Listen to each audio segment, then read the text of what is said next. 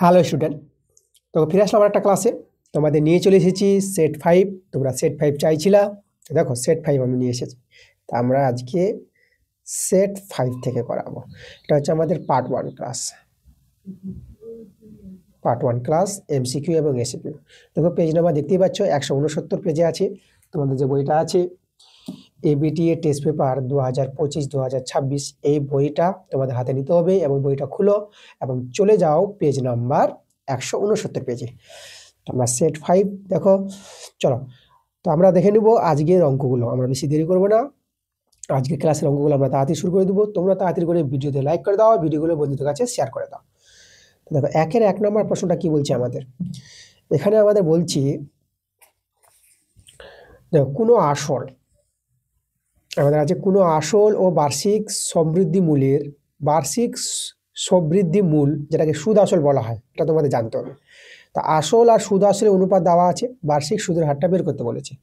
তাহলে খুব সহজে অঙ্কটা হয়ে যাবে। দেখো তাহলে এখানে আমরা এই যে অনুপাত আছে না, 1 নম্বর, এই অনুপাত থেকে আমরা আসলটা ধরে নিতে পারবো আর সুদ আসলটা ধরে নিতে পারবো, কারণ আসল আর সুদ আসলের অনুপাতটাই দেওয়া আছে, যেটা তোমাদের বললাম সমৃদ্ধি মূল, যেটা সুদ আসল বলা হয়। আচ্ছা, আসলটাকে আমরা পি বলি, সেটা আমাদের কত আছে 25 থেকে তোমরা 25x টাকা ধরে নাও। আর সুদ আসল, আমি সুদ আসল লিখলাম, সুদ আসল। এই যে দেখো, তোমরা সমৃদ্ধি মূল লিখতে পারো, যেটাকে আমরা সুদ আসলই বলবো, সেটা 28x হয়ে যাবে। এই যে 28x। তাহলে আসল আর সুদ আসল জানা থাকলে আমরা কিন্তু সুদ পেয়ে যাব, সুদ যাকে আমরা আয় বলি। তো সুদ আসল থেকে আসলটা বিয়োগ করো, তোমরা কিন্তু পেয়ে যাবা, সুদ পেয়ে যাবা, এটা 3x পাবা। এখন তোমরা জানো সূত্র, সরল সুদের সূত্র, আই সমান সমান পিটি আর বাই 100। তাহলে এখানে সব বসিয়ে দাও মানগুলো। এখানে সুদ যেটা বের করেছি 3x, পি হচ্ছে আসল, যেটা আমাদের আছে 25x, আর সময়টি, দেখো এখানে সময়টা যদি দেওয়া না থাকে তাহলে, দেখো সময় দেওয়া নাই আর বার্ষিক সুদের হার বের করতে বলেছে, তাহলে বুঝে নিতে হবে সময়টা যখন নাই দেওয়া হয় যে বার্ষিক থেকে 1 বছর সময়টা ধরে নিতে হবে। এই জিনিসটা কিন্তু মনে রাখবা। অনেকে ভাবতে পারো তো টি এর মধ্যে নাই, সময় তো বলেনি, উল্লেখ করেনি কত বছর, কিন্তু এখানে বের করতে বলেছে সুদের হার। দেখো সময় বের করতে বলেনি, সুদের হার বের করতে বলেছি। তা সময়কে বার্ষিক অনুসারে আমাদের 1 বছর ধরে নেব। তাহলে টি বলতে এখানে 1 বছর 1, আর যেটা সুদের হার আর, এটা বের হবে আমাদের, আর এখানে 100, এক্স এরে দাও। আচ্ছা, এখানে দেখো 25-400 কাটাকাটি করতে পারবা। তাহলে এখানে যদি আর এর মানটা বের করতে চাও, তাহলে আর এর মানটা কত হবে, 3 আর 4 বর্জ গুণন, 3 4 12।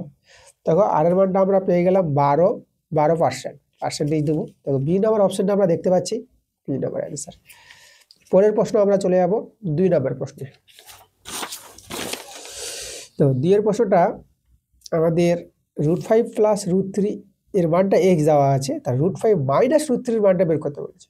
তো ভালো অঙ্ক, 2 নম্বর দেওয়া আছে √5 প্লাস √3 সমান সমান x।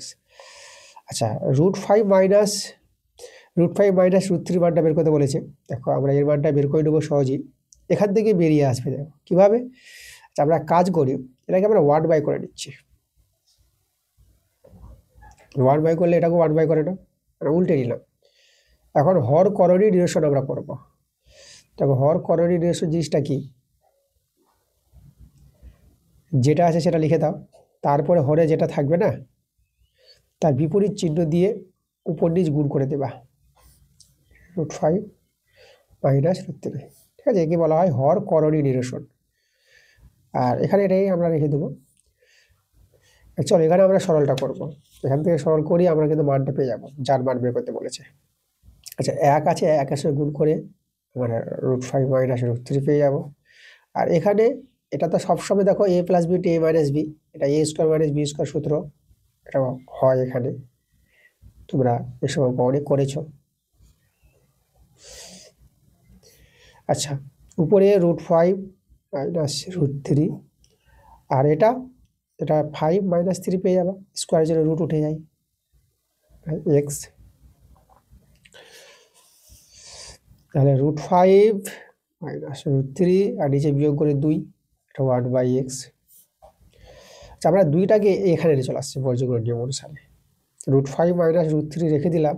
দেখো এরই মানটা কিন্তু বের করতে বলেছিল আমাদের, √5 - √3 মান কত, তখন এখন বেরিয়ে গেল।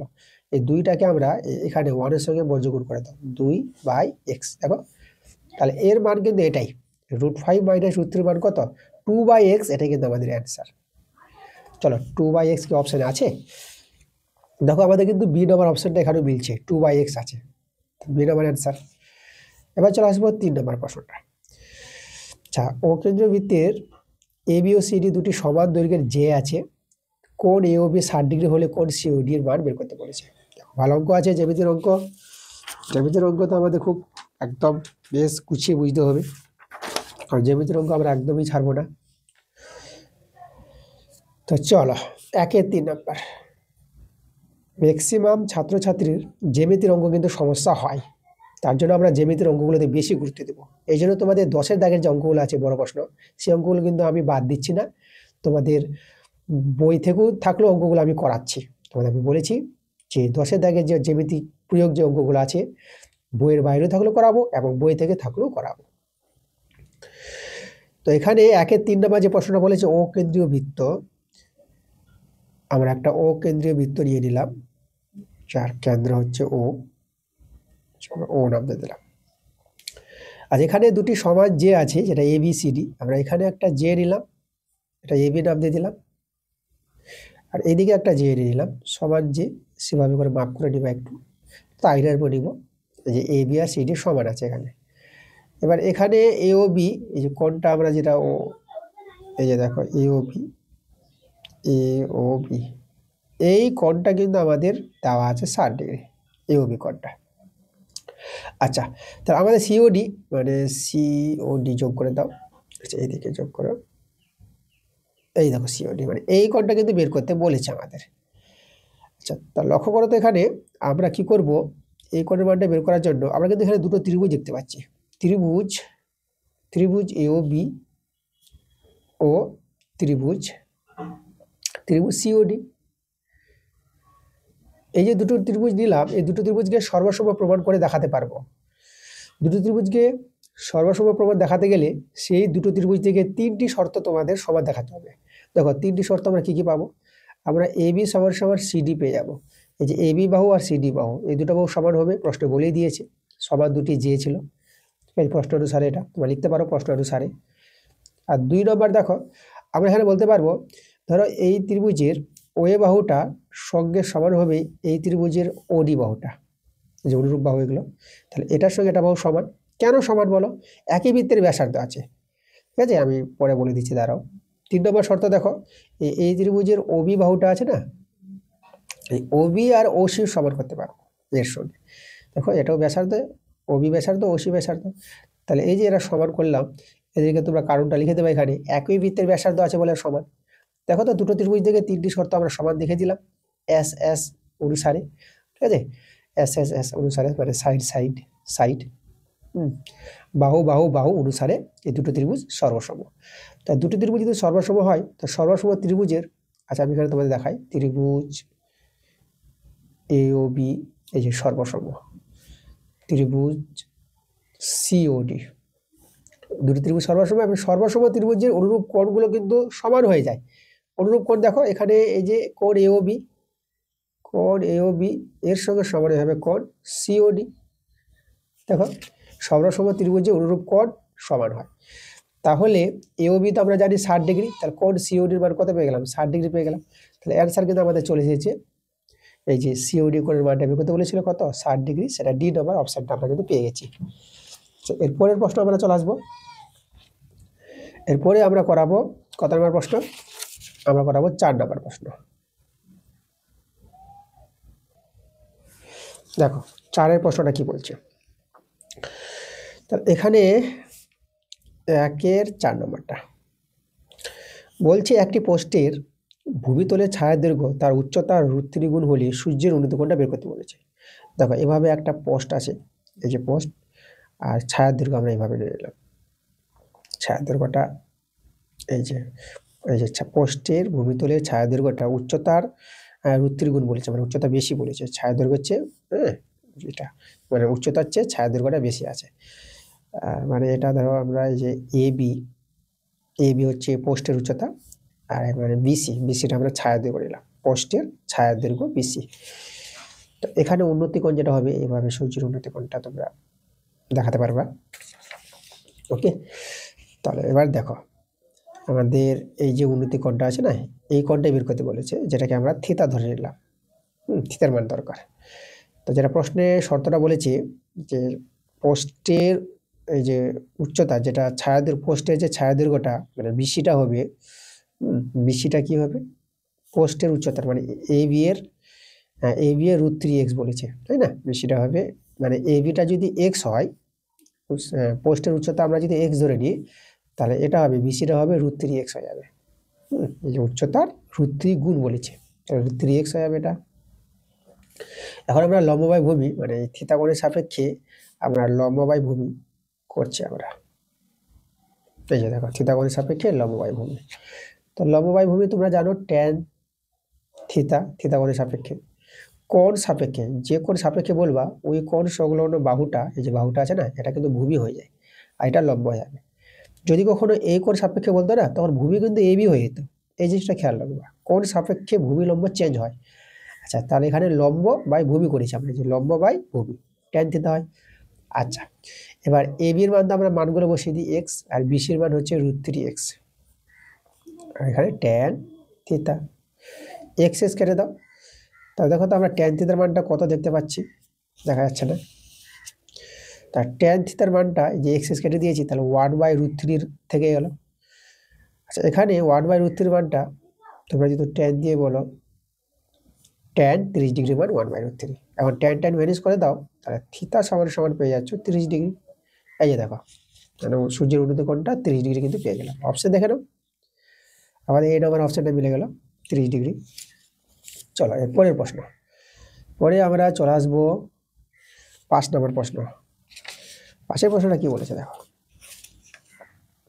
এখানে আমাদের বলেছে একটি ঘনকের সমগ্রতলের ক্ষেত্রফল দেওয়া আছে এত বর্গ একক, কর্ণের দৈর্ঘ্য দেওয়া আছে ডি একক, এবং এস ও ডি এর মধ্যে সম্পর্কটা বের করতে বলেছে এস ও ডি।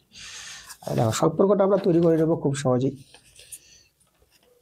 ঘনক যেটা, আচ্ছা ঘনকের ধারের দৈর্ঘ্য যদি এ ধরে নাও, ওকে, ঘনকের ধারের দৈর্ঘ্য করাচ্ছি কিন্তু এটা 1-এর 5 নম্বর। আচ্ছা ভালো বলে কি, আমরা 1-এর 5 নম্বর তোমাদের করাচ্ছি। ঘনকের ধারের দৈর্ঘ্য যদি আমরা এ ধরে নিই, তাহলে ঘনকের সমগ্রতলের ক্ষেত্রফল বলেছে, ঘনকের সমগ্রতলের ক্ষেত্রফল যেটা এস বলেছে, এস সমান কি হবে 6a²। এই যে ধারের দৈর্ঘ্য যদি এ হয় ঘনকের, তাহলে ঘনকের সমগ্রতলের ক্ষেত্রফলের সূত্র 6 ইন্টু ধারের স্কোয়ার মানে বাহুর স্কোয়ার। ওকে, এবং কর্ণের দৈর্ঘ্য যেটা, কর্ণের দৈর্ঘ্য ডি বলেছে, আর ঘনকের কর্ণের দৈর্ঘ্য যেটা সূত্র তোমরা জানতে হবে √3 ইন্টু এ, √3 ইন্টু ধারের দৈর্ঘ্য ঘনকের কর্ণ। এবার আমরা এই দুটো থেকেই সরল করে আমরা কিন্তু এস ও ডি এর মধ্যে সম্পর্কটা নিয়ে আসতে পারবো। আচ্ছা এক কাজ করো, এটাকে আমরা বর্গ করে দিলাম d², এখানে বর্গ করলে দেখো এটা √3টা 3 হয়ে যাবে আর a² হয়ে যাবে। আচ্ছা এখান থেকে আমরা কি করব, আমরা a² মানটা বের করে নিই। তাহলে a² মানটা যদি বের করো, প্রথমটাকে আমি 1 নং নামতে দিলাম, এই যে s=6a² আছে না, 1 নং নামতে দিলাম। আর এখান থেকে a² মানটা বের করলে তোমরা d²/3 পেয়ে যাবে। এখন আমরা 1 থেকে এই যে 1 নঙ্গে a² জায়গায় a² মানটা যে পুট করে দিই, তাহলে s = 6 ইন্টু a² মান পেলাম d²/3, 3 2 6। তাহলে এখানে দেখো যদি সম্পর্কগুলো দেখো, তো আমাদের আসবে এই যে d²/s/2 আমরা কিন্তু এখান থেকে পাবো। তো লক্ষ্য করো আমাদের 2d² = s দেখতে পাচ্ছি, এখানে 2d² বেঁচেছে, এদিকে s আছে। তাহলে এখান থেকে d² = s/2, এই সম্পর্কটা কিন্তু অপশনে দেখা যাচ্ছে না, সরি, এই যে সম্পর্কটা অপশনে কিন্তু আছে আমাদের, দেখো আমরা পেয়ে গেছি। কত নম্বর অপশনে আছে তোমরা লক্ষ্য করো, ডি নম্বর অপশনে আছে। এটা কিন্তু আমাদের সম্পর্ক এস ও ডি এর মধ্যে। চলে আসবো আমরা 6 নম্বরটা, 1 ও 10 এর মধ্যবর্তী মৌলিক সংখ্যাগুলির গড় বের করতে বলেছে। তাহলে আমাদের এখানে 1 ও 10 এর মধ্যে মানে 1 ও 10 এর মধ্যে কতগুলি মৌলিক সংখ্যা আছে তা আমাদের জানতে হবে। আমরা করাচ্ছি 1-এর 6 নম্বরটা। 1 ও 10 এর মধ্যে মৌলিক সংখ্যা তোমরা পাবা। দেখো একটা কিন্তু মৌলিক সংখ্যাও নয়, যৌগিক সংখ্যা নয়, এটা কিন্তু জানতে হবে তোমাদের। একটা মৌলিকও নয় এবং যৌগিকও নয়। তাহলে 2 থেকে কিন্তু মৌলিক শুরু। তাহলে 2 মৌলিক সংখ্যা একটা পেয়ে গেলাম, 2 3 মৌলিক সংখ্যা, 5 মৌলিক সংখ্যা, 2 মৌলিক, 3 মৌলিক, 5 মৌলিক আর 7 মৌলিক সংখ্যা। ওকে, এরকম 9টা কিন্তু মৌলিক নয়, 9টা হয়ে গেল কি সংখ্যা, ওটা বিজোড় সংখ্যা, কিন্তু মৌলিক বলবো না। মৌলিক সংখ্যা কাদের বলা হয়? যেসব সংখ্যাগুলোকে মানে কোনো সংখ্যা দিয়ে ভাগ যাবে না, শুধু নিজ সংখ্যা এবং 1 ছাড়া। হ্যাঁ, মানে নিজ মানে 2কে 2 দিয়ে ভাগ যাবে এবং 1 দিয়ে ভাগ যাবে, তাছাড়া কিন্তু অন্য কোনো সংখ্যা দিয়ে ভাগ যাবে না। যেরকম যদি বলি 4টা কিন্তু যৌগিক সংখ্যা, এটা মৌলিক নয়। কেন? দেখো 4কে 4 দিয়ে ভাগ যাবে, 4কে 1 দিয়ে ভাগ যাবে, প্লাস 4কে 2 দিয়ে ভাগ যাবে। দেখো মানে নিজ সংখ্যা এবং 1 ছাড়াও 4কে 2 দিয়ে ভাগ যাচ্ছে বলে 4টা যৌগিক সংখ্যা। আর এই যে সংখ্যাগুলো নেওয়া হলো, এরা কিন্তু মৌলিক সংখ্যা। বুঝতে পেরেছ মৌলিক সংখ্যা কাকে বলে? তাহলে কটা মৌলিক সংখ্যা পেলাম আমরা? 1 2 3 4টা। এবার এই সংখ্যাগুলির আমাদের কি বের করতে বলেছে? গড় বের করতে বলেছে। তাহলে গড় আমরা কি জানি? সংখ্যাগুলিকে যোগ করবা। এই যে দেখো সংখ্যাগুলিকে যোগ করার পর তোমরা কটা সংখ্যা আছে? 4টা সংখ্যা, 4 দিয়ে ভাগ করে দাও, একই বলা হয় গড়। এবার এখানে যদি যোগ করে দাও, এই যে 2 3 5 5 10 17, তাহলে আমরা দেখো উপরে 17 পেলাম, এই যে 4, এটাকে আমরা যদি ভাগ করে দিই তাহলে 4 4 এ 16, এখানে আমাদের 1 নেমে যাবে। তাহলে আমরা এখানে দেখো আমরা বের করতে চাই দশমিকের মানটা, তা দশমিক নিয়ে 0 নিয়ে নাও, 4 2 8, এখানে 2 নামবে, দশমিকের জন্য 0 নিয়ে নাও, তা 4 5 20। এই দেখো তাহলে আমরা 4.25 পেয়ে গেলাম কিন্তু গড় মানটা। 1 এবং 10-এর মধ্যে মৌলিক সংখ্যাগুলির গড় কত পেলাম? 4.25, এটাই কিন্তু আমাদের অ্যান্সার। 4.25 কিন্তু অপশনে আছে, যেটা সি নম্বর অপশনে আমরা দেখতে পাচ্ছি। এরপরে আমরা শূন্যস্থানের অঙ্কগুলোতে চলে আসবো। দেখো আমাদের একটা দ্বিঘাত সমীকরণ আছে, এই দ্বিঘাত সমীকরণের একটি বীজ অপরটির অন্যান্য হলে এম এর মান কত? দেখো একটি বীজ অপরটির অন্যান্য মানে একটা বীজ যদি আলফা হয়, মানে একটা বীজ তোমাকে এখানে দেখাচ্ছে, দেখো এই জায়গায় দেখাচ্ছে একটা বীজ আলফা হলে একটা হবে 1/আলফা, একে বলা হয় অন্যান্য। তাহলে দেখো এভাবে যদি দুটি বীজ হয় না, তাহলে এই যে সি এর পার্টটা আর এটা, হ্যাঁ ধ্রুবক সংখ্যা যেটা সি, আর এ হচ্ছে s² সঙ্গ এ, এরা দুজন সমান হয়ে যাবে। মানে এখানে দেখো আমি এখানে দেখাচ্ছি তোমাদের এই জায়গায়, মানে 2 এর 1 নম্বরটা সি বলতে আমাদের আছে m+1, এটা m+1টা সি, আর এ হচ্ছে আমাদের 3, এটা কিন্তু সমান হবে। কখন সমান হবে? যখন কোনো দ্বিঘাত সমীকরণের বীজ দুটি কি হবে? একটি অপরটির অন্যান্য হবে, এভাবে হবে। তো এখান থেকে তো আমরা এম এর মানটা পেয়ে যাব, এই যে একটা এদিকে বিয়োগ হয়ে এই যে 3টা 2 হয়ে যাবে, তো এম এর মান কিন্তু 2, এটা কিন্তু আমাদের অ্যান্সার। আচ্ছা এরপরে আমরা চলে আসবো 2 নম্বর প্রশ্নে। আমাদের যেটা বলেছে এখানে 2 এর প্রশ্নটা কি বলছে দেখো, যে চক্রবৃদ্ধি সুদের ক্ষেত্রে প্রতি বছর বার্ষিক সুদের হারটা ড্যাশ থাকে। বার্ষিক সুদের হার কি থাকে? এটা কিন্তু অপরিবর্তিত থাকে। চক্রবৃদ্ধি সুদের ক্ষেত্রে বার্ষিক সুদের হার কি হয়? চেঞ্জ হয় না।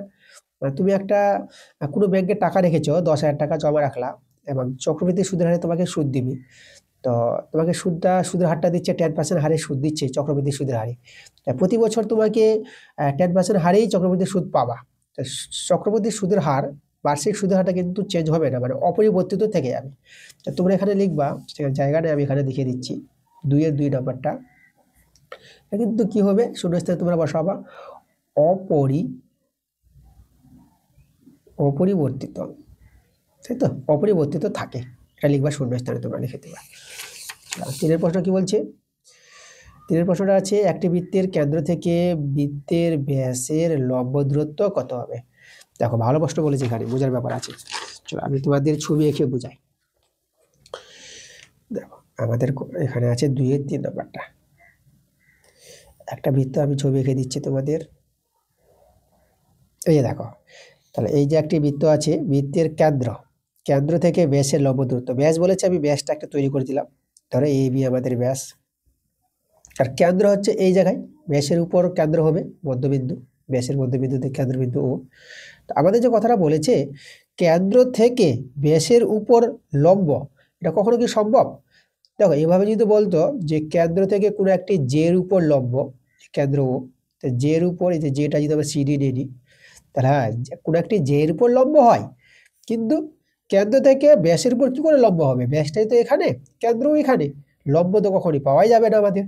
তাই যে লম্ব দূরত্ব যেটা জানতে চেয়েছে, যেরকম এখানে আমরা লম্ব দূরত্ব পেয়ে যাচ্ছি, যেখানে পি দিলে পরে ওপি লম্ব দূরত্ব, এখানে কিন্তু লম্ব দূরত্ব তৈরি হচ্ছে না, তাই না?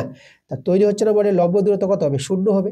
তাহলে এখানে তোমরা 0 বসিয়ে দিবা, অ্যান্সারটা হবে 0, মানে লম্ব দূরত্ব নেই এখানে বলতে গেলে। ভালো প্রশ্ন ছিল একটা, ঠিক আছে। ওকে, চলো 4 প্রশ্নটা কি বলছে। পি ও কিউ পরস্পর পূরক হলে সাইন পি এর মান কত হবে? আচ্ছা দেখো, এটাকে তোমরা এভাবে করে নাও। পি ও কিউ পরস্পর পূরক মানে তোমাদের করতে হবে পি প্লাস কিউ, এটা 90 ডিগ্রি হয়ে যাবে, তাই না? পি ও কিউ পরস্পর পূরক হলে পরে পি এবং পি প্লাস কিউ এর মানটা কত হবে? পি কিউ এর যোগফলটা 90 ডিগ্রি হয়ে যাবে। একে পূরক কোণ বলা হয়। দুটি কোণের যোগফল যদি 90 ডিগ্রি হয়, তখন একটি কোণকে অপর কোণের পূরক কোণ বলা হয়। ওকে, পূরক কোণ বলেছে আমরা 90 ডিগ্রি দেখালাম। আমরা কি করবো, সাইন পি আছে না, এখান থেকে পি এর মানটা যদি বের করো, তোমরা পেয়ে যাবা 90 ডিগ্রি মাইনাস কিউ পেয়ে যাবা। এখন আমাদের যেখানে আছে সাইন পি, তাহলে পি এর জায়গায় দেখো তো আমরা বসিয়ে দেবো 90 ডিগ্রি মাইনাস কিউ বসিয়ে দিলাম। সাইন পি ছিল, পি এর মানটা আমরা যে পেলাম বলে পি এর জায়গায় বসিয়ে দিলাম মানটা। এখন পূরক কোণের সূত্র সাইন 90 ডিগ্রি মাইনাস থিতা, এই কিউটাকে আমি থিতা ধরলাম। তাহলে পূরক কোণের সূত্র তোমরা কি জানো? সাইন 90 ডিগ্রি মাইনাস থিতা কস থিতা হয়ে যাবে। তাহলে এখানে হবে কস কিউ হয়ে যাবে, এটা কিউ হবে। ওকে, আচ্ছা, তো এখানে দেখো আমাদের অ্যান্সারটা কিন্তু পেয়ে গেলাম কস কিউ। তোমরা এই জায়গাটা কস কিউ লিখে দিতে পারো শূন্য স্থানে, এই যে কস কিউ, কিউ হবে, থিতা হবে না। ওকে, কারণ এটাকে থিতা ধরে নিতে হবে, ধরে নিয়ে পুরো সূত্রটা আমাদের ব্যবহার হবে এই ক্ষেত্রে। আচ্ছা, পেয়ে গেলাম তাহলে অ্যান্সারটা কস কিউ। আচ্ছা, পরে আমাদের চলে আসবো 5 প্রশ্নটা। 5 প্রশ্নটা দেখো কি বলছে। 5 প্রশ্নটা আমাদের বলেছে অর্ধবৃত্ত অপেক্ষা ক্ষুদ্রতর মানে ক্ষুদ্রতম বৃত্তাংশস্থ কোণ ড্যাশ। খুব সুন্দর প্রশ্ন এবং ভালো প্রশ্ন।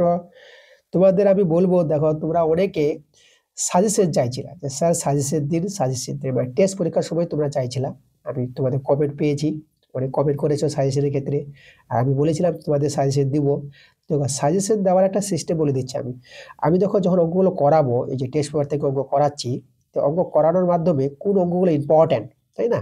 ইম্পর্টেন্ট চাইছো তোমরা, কোনটা ইম্পর্টেন্ট, এটাকে সাজেশন বলা হয়। তাহলে ইম্পর্টেন্ট অঙ্কগুলো আমি উল্লেখ করে দেবো, যেগুলো বেশি ইম্পর্টেন্ট। দেখো, অঙ্কের ইম্পর্টেন্ট বলতে কি, সব অঙ্কই তোমাদের শিখতে হয় ভালো করে, ঠিক আছে? সাজেশন বলে কোনো জিনিস হয় না।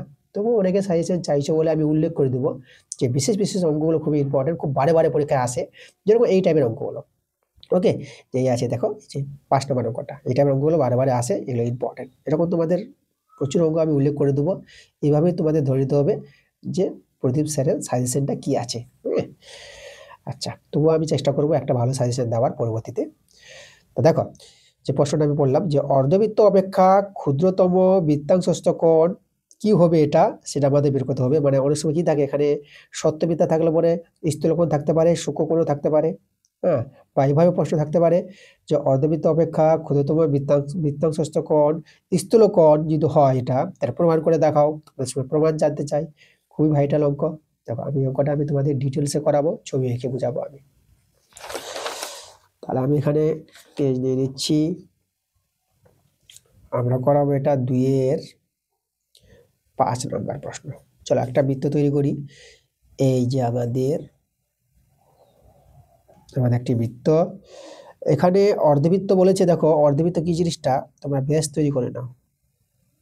এই যে আমাদের এ বি ব্যাস, তাহলে এখানে আমাদের কেন্দ্রবিন্দু ও আছে। ওকে, তাহলে যে ব্যাস দিয়ে যে বৃত্তটা, এটা তো অর্ধবৃত্ত না, এই অংশটা এদিকে অর্ধবৃত্ত, এদিকে অর্ধবৃত্ত, অর্ধেক হয়ে গেল বৃত্তটা। এই যেটা বলেছে অর্ধবৃত্ত অপেক্ষা, মানে এর চেয়ে অপেক্ষা ক্ষুদ্রতর বৃত্তাংশ, মানে এই যে বৃত্তাংশ বললে পরে এই যে বৃত্তাংশগুলো আছে এই জায়গাটা, তা ক্ষুদ্রতর মানে ছোট নিব। মানে এ বির চেয়ে ছোট। দেখো, আমি এখানে একটা নিয়ে নিচ্ছি, ছবিটা আমি এভাবে দেখাই। এখান থেকে নিলাম, এখানে এ বি, এটা আমরা সি নাম দিয়ে দিলাম, যে সি। তাহলে এই জায়গা থেকে আমি এই জায়গায় নিচ্ছি, এখানে একটি বিন্দু নিয়ে নিলাম আমরা, এটা আমরা ডি বিন্দু। ছবিটা ভালো করে তৈরি করতে হবে। তাহলে এখানে সিডি আর এখানে ডিবি যোগ করে দিই, ডিবি যোগ করে দিলাম। ওকে, তাহলে দেখো যে প্রশ্নটার কথাটা বলেছি, এই যে অর্ধবৃত্ত মানে এবি অপেক্ষা ক্ষুদ্রতর বৃত্তাংশস্থ কোণ। ক্ষুদ্রতর বৃত্তাংশস্থ কোণ বলতে এই কোণটার কথা বলা হয়েছে, এই যে সিডিবি, এই কোণটা। আর দেখো তো মানে এই যে এবিটা আছে না, এবিটা এখান থেকে এতটা, আর এই যে আছে এই কোণটা, এটা এখান থেকে আছে দেখো, এই যে বিসি, সি থেকে বি অবধি, এই তরফ থেকে এখান থেকে আছে বৃত্তাংশস্থ কোণ এখান থেকে, তাহলে ছোট হয়ে গেল না। অর্ধবৃত্ত অপেক্ষা ছোট আছে, তো মানে এটা তো এখান থেকে আছে না, আর অর্ধবৃত্ত এখান থেকে, এই জন্য ক্ষুদ্রতর বৃত্তাংশস্থ কথা বলেছে। হ্যাঁ, এই কোণটা মানে এই কোণটাই বলেছে কি হবে, এটা স্থূলকোণ হবে না সূক্ষ্মকোণ হবে, এরকম জানতে চাই অনেক সময়। এখানে শূন্যস্থান আছে, তো চলো আমি এই কোণটা বের করে দেখাবো কি কোণ পাওয়া যাচ্ছে। আচ্ছা, এবার দেখো এখানে তোমাদের বলবো যে এই যে কোণটা আছে, এটা আমাদের কেন্দ্রস্থ কোণ, এটাকে আমরা প্রবৃদ্ধ কেন্দ্রস্থ কোণ বলতে পারবো। আমি এখানে লিখবো প্রবৃদ্ধ, প্রবৃদ্ধ কেন্দ্রস্থ কোণ, মানে প্রবৃদ্ধ বিওসি। দেখো বিওসি বলে এদিককার কোণটা বোঝাচ্ছে, ওটা প্রবৃদ্ধ হবে না। আর বিওসি এদিককার, প্রবৃদ্ধ যদি বিওসি বলি, প্রবৃদ্ধ বিওসি মানে এই যে বিওসি এই দিককার কোণটা। প্রবৃদ্ধ বলতে 180 ডিগ্রির চেয়ে বড় কোণকে বলা হয় প্রবৃদ্ধ কোণ, ঠিক আছে। প্রবৃদ্ধ বিওসি মানে এদিককার কোণটা বোঝালো, যখনই প্রবৃদ্ধ লাগিয়ে দিলাম এদিককার কোণটা। আর যদি শুধু বিওসি বলতাম কোণ বিওসি, তাহলে ওই দিককার কোণটা, এই পার্টটা। তো আমরা এটা নিব, এই কেন্দ্রস্থ কোণটা নিব। তাহলে এই যে কেন্দ্রস্থ কোণটা আছে, প্রবৃদ্ধ বিওসি কেন্দ্রস্থ কোণটা, এই কোণটা দেখো তো 180 ডিগ্রির চেয়ে বড় হবে না, কারণ এবি, এবি সরল রেখা, সরল কোণটা 180 ডিগ্রি এখান থেকে, তাহলে তার চেয়ে একটু বেশি চলে গেছে। তো এই কোণটা হবে, এই যে প্রবৃদ্ধ কোণ বিওসি কোণটা হবে 180 ডিগ্রির চেয়ে বড় হবে। ওকে, আমরা বুঝতে পারলাম। আচ্ছা, এরপরে আমরা জানি যেটা যে কেন্দ্রস্থ কোণ হয়, তাহলে এটা কেন্দ্রস্থ কোণ হলো পরে দেখো একই চাপের উপর অবস্থিত।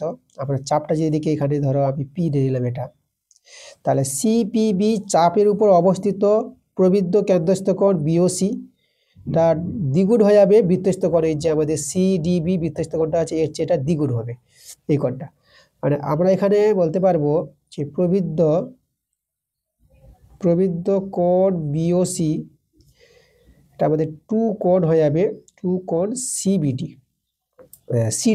সিডিবি এটা হয়ে যাবে আমাদের, এটা আমরা জানি। একই বৃত্ত চাপের উপর অবস্থিত কেন্দ্রস্থ কোণটা বৃত্তস্থ কোণের দ্বিগুণ হয়, এটা উপপাদ দিয়ে আছে, এটা আমরা লিখতে পারবো। আচ্ছা, তাহলে এবার দেখো এখন আমরা কি করব, এই যে আমাদের এটা আছে না, যেটা আমরা পেয়েছি এই জায়গাটা, তো আমরা এই জায়গায় আমরা কি বসাতে পারবো, এই কোণটা বসাতে পারবো। এটাকে যদি আমরা 1 নাম দিয়ে দিই, তা বলবো 1 থেকে এর মানটাতে পেয়ে গেলাম এটা টু কোণ সিডিবি, এটা বড় হয়ে যাবে। এটা যদি বড় হয় 180 ডিগ্রির চেয়ে, তাহলে এই কোণটাও বড় হবে 180 ডিগ্রির চেয়ে। দেখো এটা আমরা লিখতে পারবো। এবার 2 দিয়ে এখানে ভাগ করে দাও, তাহলে কোণ সিডিবি 2 দিয়ে ভাগ করলে কত হবে, 180 ডিগ্রির অর্ধেক, তাহলে এটা তোমরা পেয়ে যাবে 90 ডিগ্রি। তাহলে এই যে কোণটা দেখো, এই যে সিডিবি কোণটা আমরা 90 ডিগ্রির চেয়ে বড় পেয়ে গেলাম। তো 90 ডিগ্রির চেয়ে বড় কোণ, তো 90 ডিগ্রির চেয়ে বড় কোণকে কি কোণ বলা হয়, স্থূলকোণ বলা হয়। ওকে, এটা হয়ে গেল আমাদের স্থূলকোণ। এই যে দেখো অ্যান্সারটা চলে এসেছে, একদম প্রমাণ দেখিয়ে দিয়েছি যে তোমাদের এখানে যে প্রশ্নটা বলেছে অর্ধবৃত্ত অপেক্ষা ক্ষুদ্রতম বৃত্তাংশস্থ কোণ স্থূলকোণ হয়, তো শূন্যস্থানে কি লিখবা, শূন্যস্থানে তোমরা লিখে দিবা স্থূলকোণ। ওকে, খুব ভালো প্রশ্ন ছিল। তো এভাবে তোমাদের যদি প্রমাণ আসে, তো প্রমাণটা তোমরা এইভাবে দেখে দিতে পারবা। হ্যাঁ, আর এখানে তোমরা লিখে দিবা যে এই যে কোণটা, অতএব দিয়ে যে সিডিবি একটি স্থূলকোণ। ওকে, যদি প্রমাণ জানতে চাই তো প্রমাণিত করে দেবা। এখানে শূন্যস্থানের মানটা বসাতে বলেছিল, আমি স্থূলকোণ বসিয়ে দিয়েছি। পরের প্রশ্ন চলে আসবো আমরা 6 নম্বর প্রশ্ন। 6 নম্বর প্রশ্ন রাশিগুলির মধ্যমান বের করতে বলেছে। তো রাশিগুলির মধ্যমান পাওয়ার জন্য তোমরা করবা কি, রাশিগুলোকে প্রথমে আগে তোমাদের সাজিয়ে নিতে হবে। 2 এর 6 নম্বরটা ছোট থেকে বড় আকারে সাজিয়ে নাও। সবচেয়ে ছোটকে আছে 3, তারপরে আছে 5, তারপরে আছে 6, তারপরে 7, তারপরে 9। ঠিক আছে, এভাবে সাজিয়ে দিয়ে দেখো এখানে সংখ্যাগুলো বিজোড় আছে, মানে এখানে সংখ্যা আছে 5টা, তার মধ্যেটা হবে মধ্যমা, তার মধ্যমা কিন্তু এখানে 6 হয়ে যাবে, অ্যান্সার 6। এবার চলে আসবো আমরা 3 এর প্রশ্নগুলো, সত্য মিথ্যা আমাদের এবার দেখাতে হবে। এখানে 3-এর প্রশ্নটা কি বলছে আমাদের, সত্য মিথ্যা 3-এর 1 নম্বর। এখানে বার্ষিক R/2% সরল সুদের হারে 2p টাকা টি বছরের সুদ আসলটা কি এটা হবে? আচ্ছা, তো চলো আমরা চেক করি। তো আমরা প্রথমে সুদটা বের করবো আয়। তো সরল সুদের সূত্র কি জানো, যে আসল মানে আসল হচ্ছে 2p, আসল ইন্টু সময় যেটা টি আছে, আর বার্ষিক সুদের হার এখানে R/2 বলতে পার্সেন্টেজের 1/100 করে দেবা। এই হচ্ছে আমাদের সুদ। সরল করে তো 2 কেটে দাও, তাহলে এখানে দেখতে পাচ্ছ এটা PTR/100 এরকম দাঁড়াচ্ছে, এটা সুদ দাঁড়াচ্ছে। আচ্ছা, এখানে দেখো আসলটা কিন্তু আমাদের 2p আছে, তাহলে সুদ আসল যেটা, এই যে সুদ আসল মানে আসলটা 2p আর সুদ পেলাম এটা, এই যে সুদটা এখানে দেওয়াই আছে, তাহলে আসল আর সুদ মিলেই তো সুদ আসল, এখানে তো ঠিকই বলেছে, তাহলে এটা আমাদের কিন্তু সত্য আছে। তাহলে আমরা এখানে সত্য দেখিয়ে দেবো। চলো এখানে সত্য কথাটা একটু বলে দিলাম, এই যে সত্য। ওকে,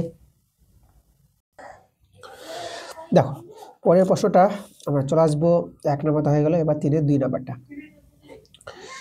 3-এর 2 আমাদের এখানে যেটা আছে যে √3 - √2 এর অনুবন্ধী করণী কি এটা হবে?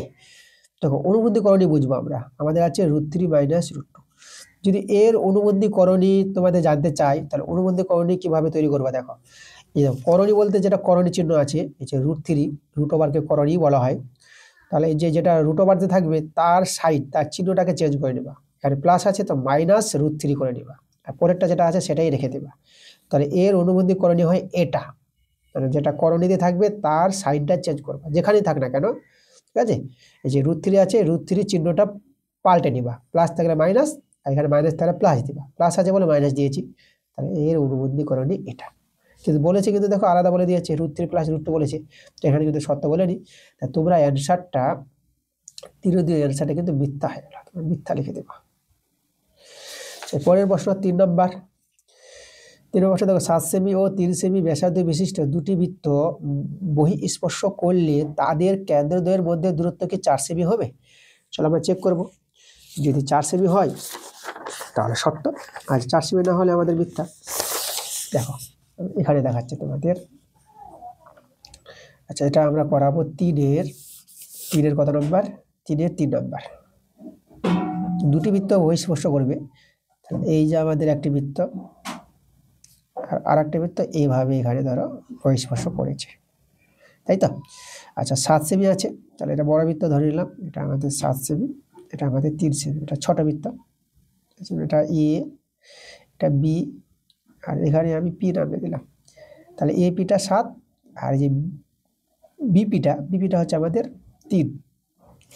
তো এভাবে দুটি বৃত্ত বহিঃস্পর্শ করলে তাদের কেন্দ্রদের মধ্যে দূরত্ব আমরা তখন দেখতে পাচ্ছি কত, 7 সেমি আর 3 সেমি যোগ করে, তাই না? মানে এবি হচ্ছে কেন্দ্রদের মধ্যে দূরত্ব, 7 সেমি আর 3 সেমি যোগ হয়ে যাবে, এদিকে 7 সেমি এদিকে 3 সেমি, এটাই তো হবে কেন্দ্রদের মধ্যে দূরত্ব, তাহলে হয়ে যাচ্ছে আমাদের কিন্তু 10 সেমি। এখানে বলেছে 4 সেমি, 4 সেমি কিন্তু পাওয়া গেল না, তাহলে 3-এর 3 নম্বর যে অ্যান্সারটা তোমরা লিখবা মিথ্যা লিখবা, মিথ্যা। আমরা চলে আসবো 4 নম্বর প্রশ্ন। দেখো 4-এর প্রশ্ন কি বলেছে, সূর্যের উন্নতি কোণ 45 ডিগ্রি হলে কোনো পোস্টের, এটা কোনো ভাবে, হ্যাঁ, কোনো পোস্টের দৈর্ঘ্য ও ছায়ার দৈর্ঘ্য কি সমান হয়? চলো আমরা এটাও চেক করব, এটা কি দাঁড়াচ্ছে আমাদের, সত্য হবে না মিথ্যা হবে। তাহলে এখানে আমি তোমাদের ছবিটা আগে দেখাচ্ছি। আমরা করাবো 3-এর কত নম্বরটা? 3-এর 4 নম্বরটা। আচ্ছা, এখানে এভাবে একটা সমকোণী ত্রিভুজ হবে, লম্বভূমি কিন্তু এখানে সমানই হবে, তোমাদের অ্যান্সারটা আমি বলেই দিলাম। পোস্টের ছায়ার দৈর্ঘ্য এবি, মানে পোস্টের উচ্চতা এবি আর ছায়ার দৈর্ঘ্যটা বিসি নিলাম। আর এই যে উন্নতি কোণটা 45 ডিগ্রি বলে দিয়েছে না, তাহলে কি এই যে উচ্চতাটা, পোস্টের দৈর্ঘ্যটা আর ছায়া দৈর্ঘ্যটা কি সমান হবে? দেখো তো, আমি এখানে চেক করে দেখাচ্ছি, সমান কিন্তু হবে, এটা সত্য হবে। কি করে? দেখো এই যে আমরা লম্ব ভাই মানে 45 ডিগ্রি কোণের সাপেক্ষে এই যে লম্ব বাই ভূমি দেখাবো, এটা লম্ব এটা ভূমি হয়, তাহলে এবি বাই বিসি আর লম্ব সমান লম্ব বাই ভূমির ট্যান পেয়ে যাবা, ট্যান 45 ডিগ্রি। আচ্ছা, এবি বাই বিসি আর ট্যান 45 মান কত? 1। এখানে বর্গগুণ করো, দেখা যাচ্ছে না, দাঁড়াও। আচ্ছা, এবি যোগফল করলে এ বি সমান সমান বিসি। দেখো এখানে কিন্তু এই যে পোস্টের দৈর্ঘ্যটা আর পোস্টের ছায়ার দৈর্ঘ্যটা কিন্তু সমান চলে আসলো, তাহলে কথাটা কিন্তু এখানে সত্য বলেছে। তাহলে এই ক্ষেত্রে তোমরা অ্যান্সারটা বসিয়ে দিবা সত্য। আমরা চলে আসবো 5 নম্বর প্রশ্ন। পাশাপাশি কি বলেছে, 2√6 সেমি বাহু বিশিষ্ট দুটি কি আছে, দুটি পরের পেজে 170 পেজে, দুটি ঘনক পাশাপাশি রাখলে উৎপন্ন আয়ত ঘনকটির দৈর্ঘ্য কি এটা হয়? আচ্ছা, দুটি ঘনক পাশাপাশি রাখবে, তাই তো? দেখো এখানে তোমাদের এটা 3-এর, এটা 5-এর প্রশ্নটা। দেখো ঘনক আমরা কি জানি, ঘনক ছবি আঁকো, বর্গক্ষেত্র তল, এভাবে দুটো বর্গক্ষেত্র তল এঁকে এইভাবে এইভাবে এদিকে এদিকে যেগুলো একটি ঘনক, পাশে আর একটা ঘনক আছে। দেখো এই ঘনকে ধারের দৈর্ঘ্য কত বলে দিয়েছে, 2√6 বলেছে, 2√6 এটা কিন্তু বলেছে পরের পেজে। আবার দেখিয়ে দিচ্ছি, এই যে দেখো, এই যে দেখো 2√6, হ্যাঁ, বাহু বিশিষ্ট ধারের দৈর্ঘ্য। তাহলে এখানে বাহুটা আছে 2√6, এই যে। তাহলে এখানে তুমি যে পাশে আর একটা ঘনক তৈরি করো না, যদি আর একটা ঘনক তৈরি করো, তো সেই ঘনকে মানে একই বলে দিয়েছে। দেখো এখানে কিন্তু আমাদের বলেছে 2√6 সেমি বাহু বিশিষ্ট দুটি ঘনক, এই যে দুটি ঘনক, তাহলে ধারের দৈর্ঘ্যগুলি তাদের সমান আছে, দুটি ঘনক পাশাপাশি রাখবে। তাহলে এভাবে এত ধার বিশিষ্ট দুটি ঘনক যদি পাশাপাশি রাখি, তাহলে এখানে যে তোমাদের দ্বিতীয় ঘনকটি যে ধারের দৈর্ঘ্য আসবে, কত আসবে, 2√6 আসবে না? হ্যাঁ, এত ধার বিশিষ্ট। তাহলে এখানে যে আমাদের দেখো এভাবে একটা আয়ত ঘনক তৈরি হবে, সেই আয়ত ঘনকের দৈর্ঘ্যটা, এই যে দৈর্ঘ্যটা এখান থেকে কত হবে, তাহলে এখানে 2√6 প্লাস 2√6 মানে এই ধারের দৈর্ঘ্যটা আর এই ধারের দৈর্ঘ্যটা যোগ হয়ে যাবে আয়ত ঘনকের দৈর্ঘ্যটা, তাহলে এটা 4√6 পাবা। দেখো অ্যান্সারটা আসবে 4√6। তাহলে আমাদের দেখো এখানে বলেছে 12√6 হবে, 12√6 কিন্তু আসছে না, তাহলে এখানে অ্যান্সারটা কিন্তু এটা কি, এটা সত্য হলো না, অ্যান্সারটা তোমরা মিথ্যা লিখবা, অ্যান্সারটা মিথ্যা। প্রশ্নে সত্য থাকতে পারে, দেখো প্রশ্ন অনুসারে প্রশ্ন থাকলেই যে সত্য হবে তা নয়, তোমাদের কিন্তু বুঝে শুনে করতে হবে। অঙ্ক যেভাবে বলবে সেভাবে বুঝে করো, যদি তোমাদের যদি মিথ্যা আসে তাহলে অ্যান্সারে কিন্তু মিথ্যা বসাতে হবে। অ্যান্সার অনেক ভুল থাকতে পারে, অ্যান্সার দেখে কিন্তু তোমরা বিবেচনা করবে না, অঙ্ক দেখে বিবেচনা করবা। ওকে, আচ্ছা তাহলে আমরা কিন্তু এটা এই যে 3-এর 5-এরটা কিন্তু মিথ্যা পেয়ে গেলাম অ্যান্সারটা।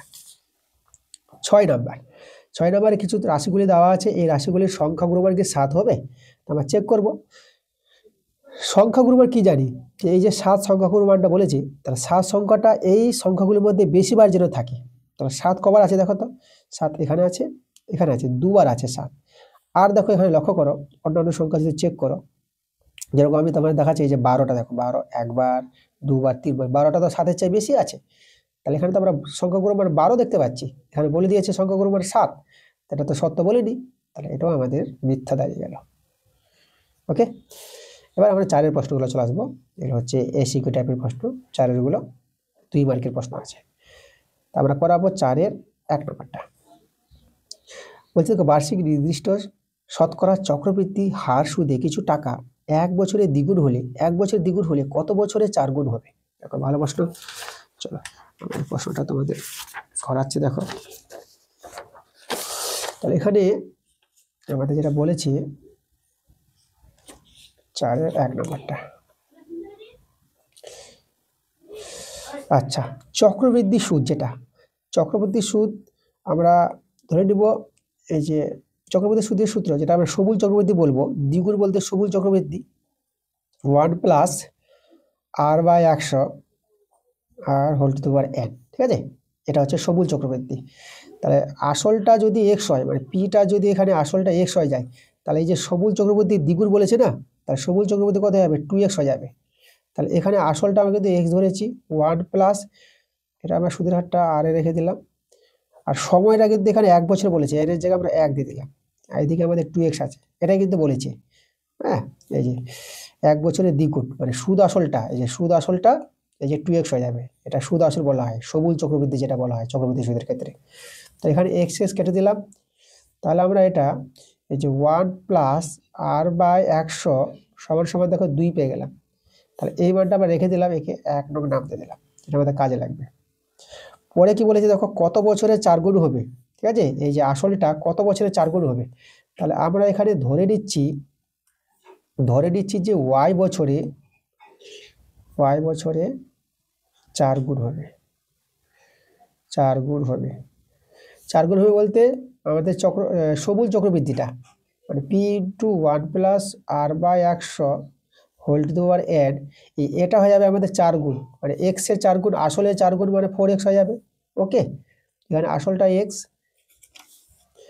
আর 1 প্লাস আর বাই 100, আর এখানে কত বছর ধরেছে ওয়াই বছর, তাহলে এর জায়গায় আমরা ওয়াই ধরে নিলাম, আর এখানে 4x, x কেটে দাও। আচ্ছা 1 প্লাস আর বাই 100, 4 শুধু আছে, দেখো 4কে আমরা না 2 এর স্কোয়ার করছি, এই যে 2 এর স্কোয়ার করে দিলাম, 4কে 2 স্কোয়ার করতে পারবো, এখানে শুধু এক্সটাই কেটেছে, 4টা কিন্তু আছে। এখানে 1 প্লাস আর বাই 100। আচ্ছা এবার এখানে চলে এসে দেখো আমরা কিন্তু এই যে মানটা 1 নঙ্গে লক্ষ্য করো, 2 এর মানটা আমরা কিন্তু এটা পেয়েছি না, এই যে 2 এর মান এটা, তাহলে এখানে যে 2 আছে না, 2 এর জায়গায় 2 এর মানটা এটা বসিয়ে দিচ্ছি। এখানে 1 প্লাস আর বাই 100 আর স্কোয়ার আছে এখানে, এখানে স্কোয়ারটা দিয়ে দেবো। দেখো তাহলে এবার এখানে এটা কিন্তু আমরা এটা 1 থেকে করেছি, এটা 1 থেকে পাই। ওকে, 1 থেকে পাই, 1 থেকে মানটা কিন্তু বসিয়ে দিয়েছি আমরা। এবার তোমরা লক্ষ্য করো, আচ্ছা আমাদের এখানে একটা জিনিস ছুটে গেছে, আমরা এখানে ওয়াইটা কিন্তু ছেড়ে দিয়েছি, এটা আমাদের ওয়াইটা ছুটে গেছে, যে পাওয়ারটা ওয়াই ছিল, ওয়াই হবে পাওয়ারটা। ওকে, আচ্ছা দেখো এবার মূল সংখ্যা আমাদের লক্ষ্য করো সমান হয়ে গেছে, দেখো একই মূল সংখ্যাটা আছে না, তা মূল সংখ্যা সমান হলে পাওয়ার সমান হয়ে যায়, সূচকের নিয়ম। তা আমরা কিন্তু ওয়াইয়ের মানটা দেখো কত পেয়ে গেলাম, 2 পেয়ে গেলাম। তার বলেছিল কত বছরে 4 গুণ হবে, 2 বছরে 4 গুণ হবে, অ্যান্সারটা কিন্তু 2 বছর। তোমরা অ্যান্সারটা কত লিখবা, 2 বছর লিখে দিবে অ্যান্সারটা। ওকে, চলে আসবো 2 নম্বর প্রশ্নটা।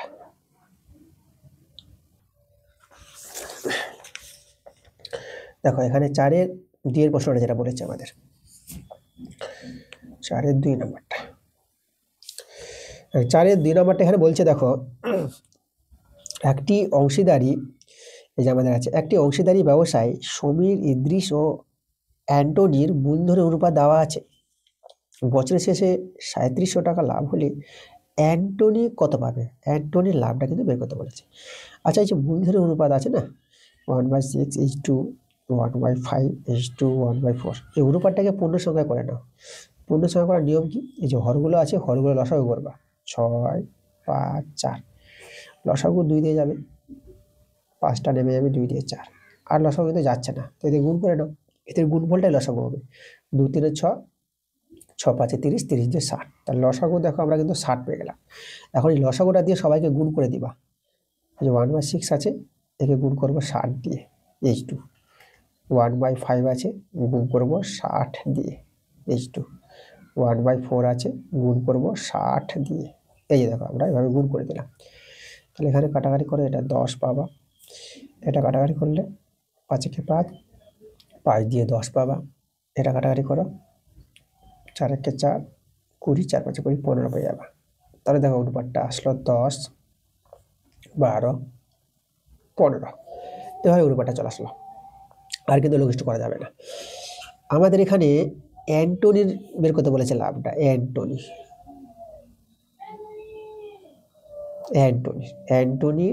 লাভ, অ্যান্টনি পাবে, ঠিক আছে, অ্যান্টনির লাভ যেটা লভ্যাংশ বের করবো। দেখো অ্যান্টনি কোথায় আছে লক্ষ্য করে, এখানে সমীর, ইদ্রিস, অ্যান্টনি কিন্তু শেষে আছে, তাহলে শেষেরটা অ্যান্টনি, মানে এটা হচ্ছে অ্যান্টনি 15, তাহলে অ্যান্টনিরটা নিবা 15 বাই আনুপাতিক যোগ করে এদের, তো এখানে যে যোগ করো না, তাই যে এটা হবে 22, 10 আর 12 22, 22 আর 15, দেখো 22 আর 10 যোগ করো, 22 আর 10 হয়ে গেল 32, 32 আর 5, 32 5 37, এটা 37 হিসাবে যোগ করে এদের, মানে অনুপাতে যোগফল যাকে বলে। আর মোট লাভ হয়েছিল 3700 টাকা, এটা আমাদের গুণ হয়ে যাবে, এই টাকাটাই পাবে অ্যান্টনির টাকা। এটা কাটাকাটি করলে এটা 100 পেয়ে যাবা, আর এদিকে 15 আর 100 গুণ করে তোমরা পেয়ে যাবা 1500 টাকা। দেখো আমাদের কিন্তু এটাই অ্যান্সার। 3-এর প্রশ্নটা, একটি দ্বিঘাত সমীকরণের বীজদ্বয়ের সমষ্টি 14 এবং গুণফল 24 হলে দ্বিঘাত সমীকরণটি লেখো। ভালো প্রশ্ন। দেখো যে কোনো দ্বিঘাত সমীকরণ নির্ণয় করা যায় যদি দ্বিঘাত সমীকরণের বীজদ্বয়ের সমষ্টি দেওয়া থাকে এবং গুণফল যদি দেওয়া থাকে। দ্বিঘাত সমীকরণটি কিন্তু তোমরা লিখতে পারবা কিভাবে। চলো সূত্রটা আমি দেখিয়ে দিচ্ছি তোমাদের। 4-এর যেটা হচ্ছে আমাদের 4-এর 3 নম্বরটা, দেখো সূত্রটা এইভাবে যে এস স্কোয়ার মাইনাস বীজদের যোগফল, বীজদের যোগফল কত আছে এখানে, এই যে 14, এখানে বীজদের যোগফল ইন্টু এক্স, খেয়াল রাখবা কিন্তু এস স্কোয়ার মাইনাস হবে, এটা সবসময় এখানে মাইনাস, সূত্র অনুসারে একদম করবা। এস স্কোয়ার মাইনাস বীজদের যোগফল ইন্টু এক্স প্লাস তারপরে বীজদের গুণফল, 24 আছে, এই যে বীজদের গুণফল বসিয়ে দিলাম প্লাস বীজদের গুণফল সমান সমান 0। এই হচ্ছে সূত্রটা, ঠিক আছে। আবার বলি সূত্রটা, এস স্কোয়ার মাইনাস বীজদ্বয়ের যোগফল ইন্টু এক্স প্লাস বীজদ্বয়ের গুণফল সমান সমান 0। এভাবে দ্বিঘাত সমীকরণটা কিন্তু আমাদের বেরিয়ে আসবে। এস স্কোয়ার মাইনাস এটা 14x প্লাস এটা 24 = 0, এটা কিন্তু আমাদের অ্যান্সার। এই হচ্ছে দ্বিঘাত সমীকরণটা 4-এরটা। আচ্ছা, এই যে দ্বিঘাত সমীকরণ আছে, এই সমীকরণ একটি বীজ 1 হলে এর মানটা বের করতে বলেছে। তাহলে এখানে যখন একটি বীজ 1 বলে দিয়েছি, তাহলে আমরা এক্স এর মানটা কিন্তু 1 পেয়ে যাব। বীজ বলতে কি, এক্স এর মান দুটো কি বীজ বলা হয়, 4-এর 4 নম্বর। তাহলে এখানে এক্স এর মান আমরা 1 ধরে নিলাম, এক্স এর মান 1 ধরে এখানে বসিয়ে দেবো দ্বিঘাত সমীকরণে। আচ্ছা, এখানে তাহলে এস স্কোয়ার আছে তো 1 স্কোয়ার হয়ে যাবে, এ ইন্টু এক্স, এক্স এর জায়গায় 1 প্লাস 3 = 0। এখানে আমি এর মানটা পেয়ে যাবো, এটা 1, এটা এ প্লাস 3 0, এটা এ প্লাস এটা 3 আর 1 যোগ করে 4 0। তাহলে এখানে এ সমান সমান কত হবে, -4। তাহলে দেখো এর মানটা হয়ে যাবে -4, এটাই কিন্তু আমাদের অ্যান্সার দাঁড়াবে। আমরা চলে আসবো 5-এর প্রশ্নটা। চলো 5-এর প্রশ্নটা কি বলেছে লক্ষ্য করে, এখানে 5-এর প্রশ্নটা বলেছে 10 সেমি দৈর্ঘ্যের ব্যাসার্ধের দুটি সমান বৃত্ত পরস্পরকে ছেদ করে এবং তাদের সাধারণ যে দৈর্ঘ্য 12 সেমি, বৃত্ত দুটির কেন্দ্রদের মধ্যে দূরত্ব নির্ণয় করতে বলেছে। চলো আমি করাচ্ছি, ভালো প্রশ্ন আছে।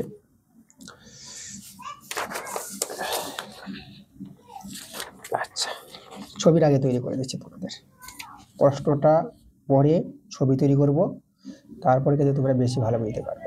ওকে, আচ্ছা আমাদের কিন্তু 5-এর প্রশ্নটা, 4-এর 5। দুটি বৃত্ত আছে যারা পরস্পরকে তো ছেদ করে,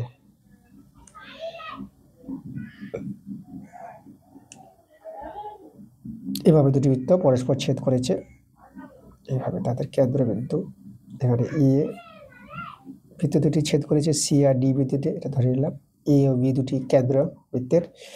আচ্ছা, এভাবে আমরা এই যে যেটা তৈরি করলাম, এটা আমাদের ডি আছে, ঠিক আছে, সি ডি হচ্ছে আমাদের সাধারণ যে যেটা।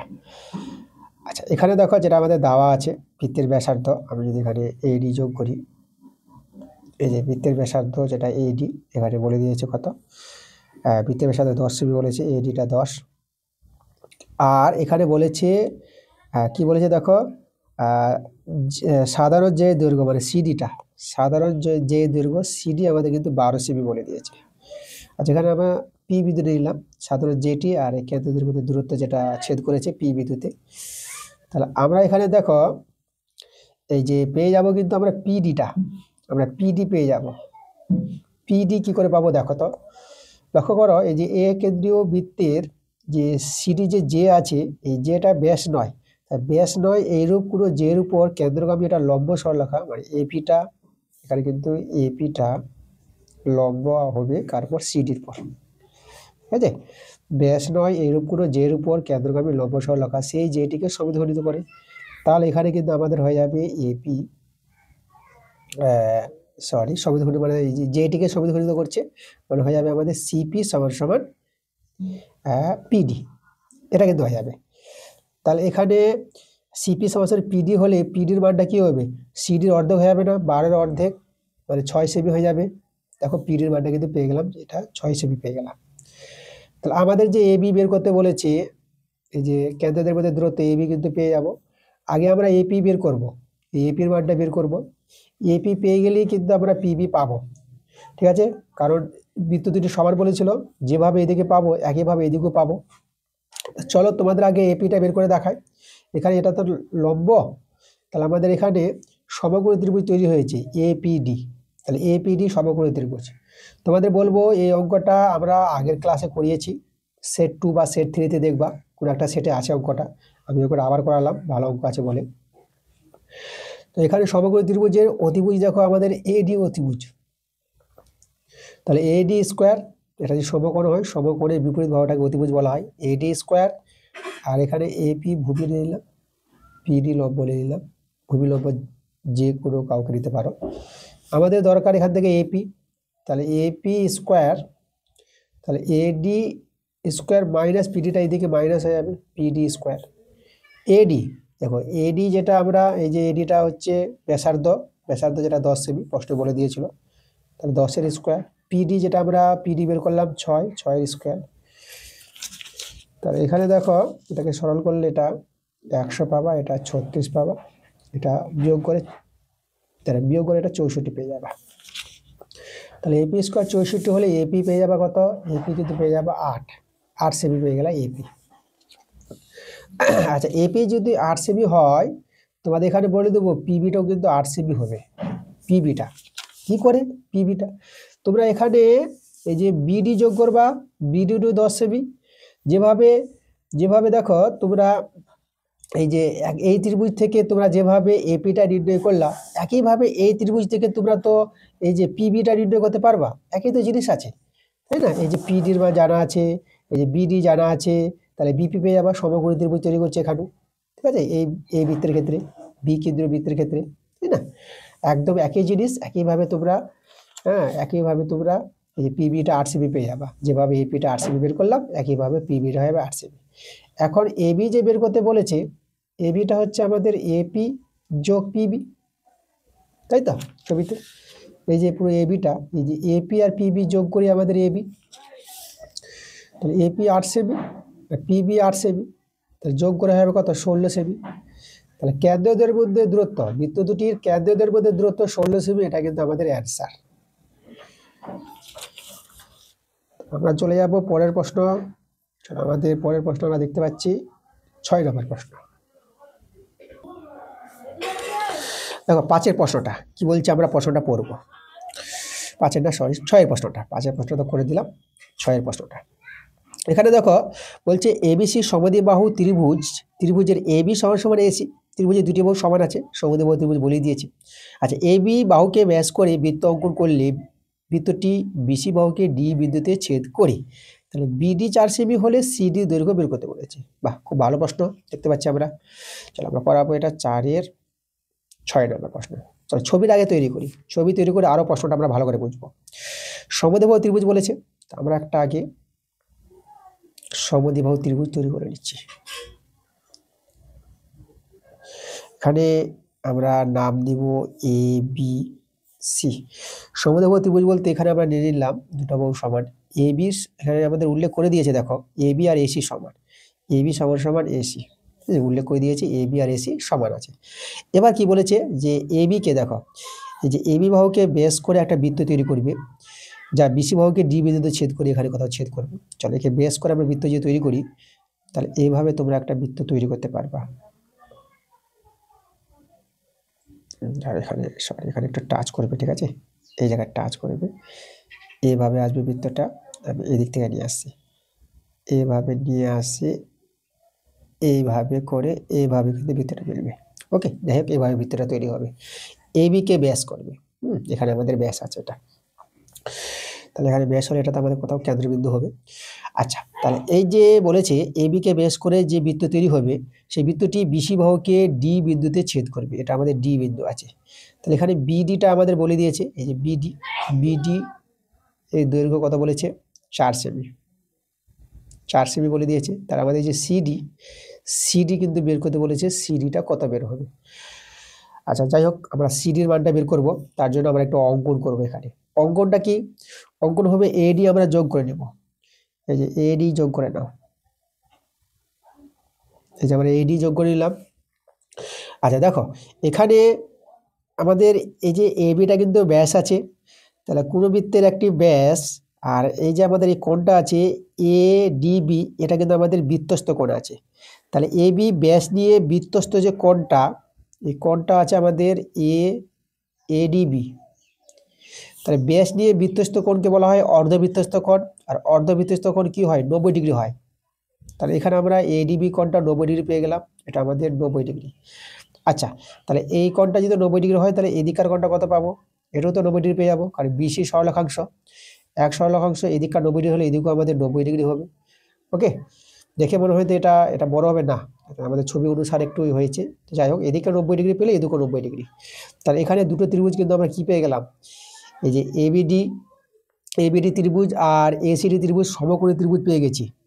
ঠিক আছে, তাহলে আমরা এখানে সমকোণী ত্রিভুজ পেয়েছি, সমকোণী ত্রিভুজ পেয়ে গেছি আমরা এসিডি, সমকোণী ত্রিভুজ এসিডি এর সমকোণী ত্রিভুজের থেকে ধর্ম অতিভুজটা কিন্তু এখানে এসি, তাহলে অতিভুজ স্কোয়ার সমান সমান ভূমি স্কোয়ার প্লাস লম্ব স্কোয়ার, যে এডি স্কোয়ার প্লাস সিডি স্কোয়ার, এটা অতিভুজ, এটা ভূমি লম্ব ধরে নিলাম। আচ্ছা, সমকোণী ত্রিভুজ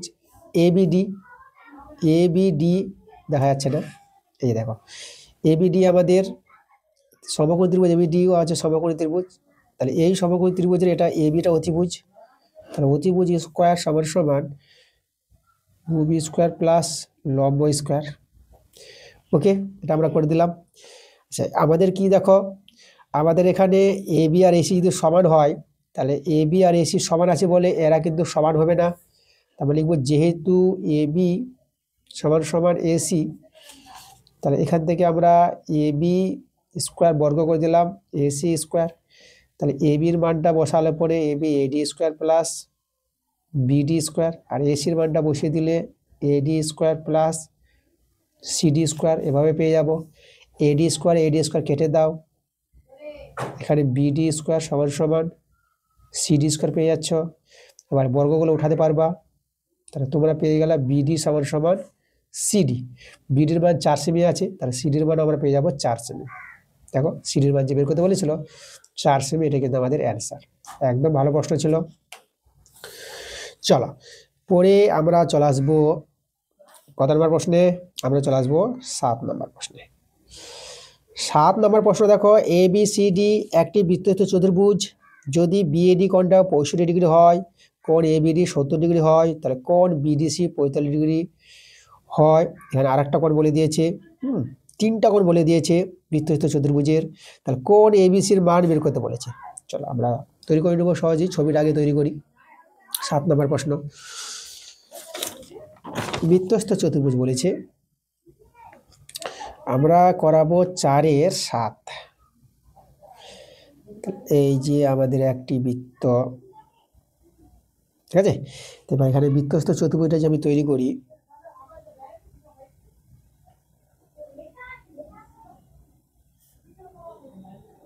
এখানে নাম দিয়ে দেবো এ বি সি ডি, আমাদের বৃত্তস্থ চতুর্ভুজ।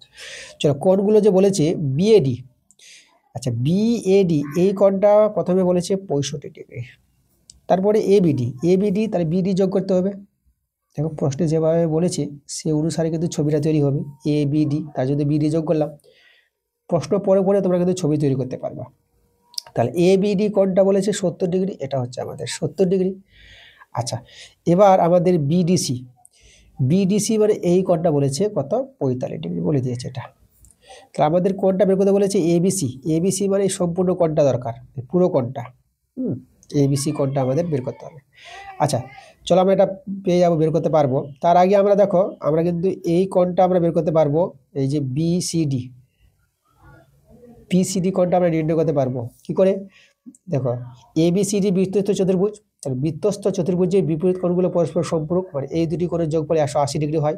এই কোণ জানা আছে, তাহলে এই কোণটা পেয়ে যাবো। 180 ডিগ্রি থেকে এটা বিয়োগ করে দেবো, তাহলে 180 ডিগ্রি থেকে 65 ডিগ্রি বিয়োগ করব।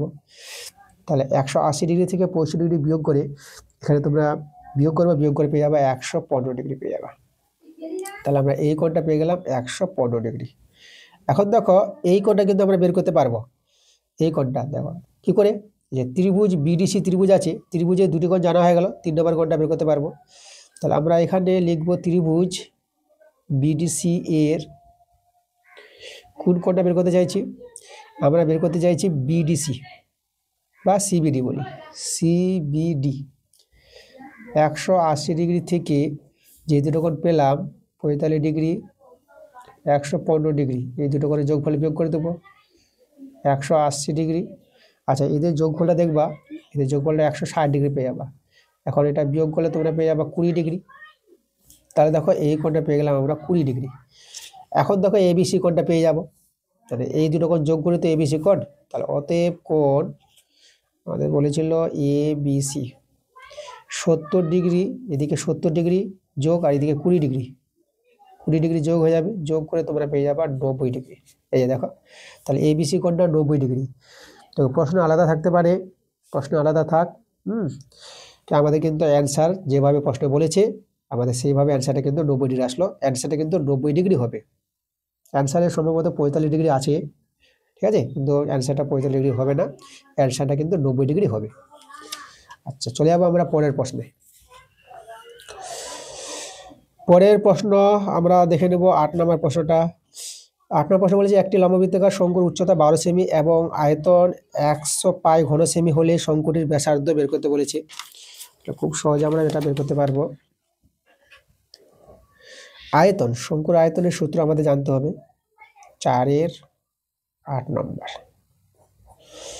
আচ্ছা এখানে শঙ্কুর উচ্চতা দেওয়া আছে, শঙ্কুটির ব্যাসার্ধ বের করতে বলেছে। শঙ্কুর আয়তনের সূত্র কি জানো, 1/3 পাই ব্যাসার্ধ, ব্যাসার্ধ আমরা আর ধরে নিলাম, 1/3 পাই আর স্কোয়ার এইচ, এইচ হচ্ছে উচ্চতা, যার উচ্চতা এখানে বলে দিয়েছে কত 12, এই যে এইচের জায়গায় 12 বসিয়ে দিলাম। এটাই হচ্ছে শঙ্কুর আয়তন 1/3 পাই আর স্কোয়ার ইন্টু এইচ। এবার এই মানটা শঙ্কুর আয়তন বলে দিয়েছে 100 পাই, এখানে পাই পাই কেটে যাবে, 3 4 12, এবার 4 100 কাটাকাটি করলে এটা 25 পেয়ে যাবা, তাহলে আর স্কোয়ার সমান সমান 25 পেয়ে গেলাম।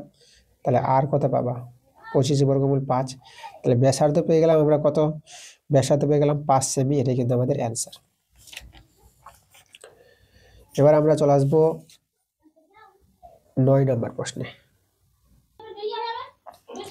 আচ্ছা চলো এখানে আমরা করাবো 9 নম্বর প্রশ্নটা, আমরা করাবো 4/9 নম্বরটা। দুটি লম্ববৃত্তাকার চোঙের উচ্চতা অনুপাত দেওয়া আছে, মানে উচ্চতা অনুপাত বলতে h1/h2, যে অনুপাতটা কত আছে 1:2 মানে 1/2, এটা দেওয়া আছে। আর পরিধির অনুপাত, পরিধি, চোঙের পরিধি বলতে চোঙের যে পরিধিটা হবে, মানে নিচেরটা ভূমিটা যদি বলে বৃত্তাকার, তাহলে পরিধি বলতে বৃত্তাকার পরিধি 2 পাই, মানে প্রথম চোঙের পরিধি 2 পাই r1, ভূমির ব্যাসার্ধ r1 নিলাম প্রথম চোঙের, আর দ্বিতীয় চোঙের 2 পাই r2, দ্বিতীয় চোঙের ভূমির ব্যাসার্ধ r2 নিলাম। এই যে পরিধি অনুপাতটা বলেছে 3/4 বলে দিয়েছে, 3:4 বলতে 3/4 বাই করে নিলাম। এখানে 2 পাই কেটে দিলে তোমরা কিন্তু এখানে r1/r2 পেয়ে যাবা, 3/4 পেয়ে যাবা। তাহলে এই যে পেয়ে গেলাম দুটো মান, এই দুটো মান থেকে কিন্তু আমরা চোঙের আয়তনের অনুপাত কিন্তু বের করতে পারবো। কি করে দেখো, আচ্ছা এখানে চোঙের যেটা আয়তন, চোঙের আয়তনের সূত্র পাই r1 স্কোয়ার h1, ঠিক আছে, এটা প্রথম চোঙের আয়তন। দ্বিতীয় চোঙ পাই r2 স্কোয়ার h2, এই যে দেখো, তাহলে এখান থেকে পাই থেকে কেটে যাবে, তাহলে এখান থেকে আমাদের থাকবে r1/r2 তার স্কোয়ার ইন্টু h1/h2, দেখো এটা পেয়ে যাবা, পাই কেটে গেল, তাহলে এরা থাকবে। এর মান বসিয়ে দাও, তাহলে মান বসিয়ে দিলে এর মান আমরা যে বের করে নিলাম 3/4 তার স্কোয়ার, আর h1/h2 এর মানটা দেখো 1/2 আছে, এটা হলো 9, এটা 16, আর এটা 1/2, তাহলে এটা এখানে তোমরা পেয়ে যাচ্ছ 9, 16 দিয়ে 32, মানে অ্যান্সারটা হয়ে যাবে 9:32, ঠিক আছে, দেখা যাচ্ছে না সরি, এই যে 9:32, এটা কিন্তু আমাদের অ্যান্সার। তাহলে চোঙ দুটির যে আয়তনের অনুপাত বলেছিল, সেই চোঙ দুটির আয়তনের অনুপাত 9:32 আমাদের অ্যান্সার। পরের প্রশ্ন আমরা চলে আসবো কত নম্বর প্রশ্ন, 10 প্রশ্নটা। আচ্ছা এখান থেকে এটা দেওয়া আছে, এর মানটা বের করতে বলেছে, চলো সহজে হয়ে যাবে। দেখো অঙ্কটা আমরা এটা 4/10 নম্বরটা সহজে করে নিতে পারবো। দেখো tan 4 থিটা, আচ্ছা এটাকে 1/, এদিকে 1/tan থিটা করে দিলাম, tan 6 থিটা আছে, মানে এই যে tan 6 থিটাকে আমরা ডান দিকে নিয়ে গেলাম, তো 1/, হয়ে যাবে tan 4 থিটা। আচ্ছা 1/tan এটাকে cot লিখতে পারবা, cot 6 থিটা tan 4 থিটা। আচ্ছা, এবার লক্ষ্য করো, এটাকে দেখো আমরা পুরো কোণের সূত্র ভাঙাবো। আমি এটাকে tan করে দিলাম, tan 90 ডিগ্রি মাইনাস 6 থিটা। দেখো তো, তোমরা কি জানো যে tan 90 degree minus theta cot theta, এটা থেকে এটা ফিরে পাবা পুরো কোণের সূত্র অনুসারে। তাহলে এটা থেকে এটা হলে এটা থেকে তুমি এটা লিখতে পারবা। আচ্ছা, এবার tan ভ্যানিশ করে দাও, তাহলে 4 থিটা সমান সমান এই মানে tan ভ্যানিশ কোণগুলো রয়ে যাবে এদিকে 90 ডিগ্রি মাইনাস 6 থিটা, এদিকে মাইনাস 6 থিটা এদিকে নিয়ে আসলে পরে যোগ করে 10 থিটা পেয়ে যাবা, এদিকে 90 ডিগ্রি। আচ্ছা, এখানে কাটাকাটি করলে এটা 9 ডিগ্রি হয়ে যাবে, তাহলে থিটার মানটা কিন্তু তোমরা পেয়ে যাচ্ছ 9 ডিগ্রি। এবার আমাদের বের করতে বলেছে এখানে মানটা কার, সাইন 10 থিটার মানটা করতে বলেছে। তাহলে সাইন দেখা যাচ্ছে না, সরি,